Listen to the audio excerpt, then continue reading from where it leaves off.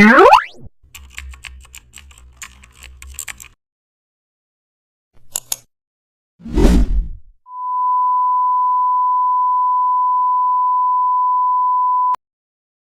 back to the channel. Don't forget to like, share and subscribe for more updates.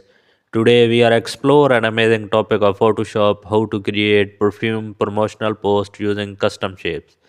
Create a new document for perfume promotion, then draw the perfume bottle using custom shapes. Add cap and spray elements using small rectangles and ellipses. Apply gradient overlay for realistic reflections. Insert circular highlight shape on edges. Group shapes for better editing workflow. Add background shapes to frame the bottle elegantly. Then apply inner shadow to simulate depth on bottle. Insert text layer for perfume name and tagline. Align shapes and text using small guides. Apply soft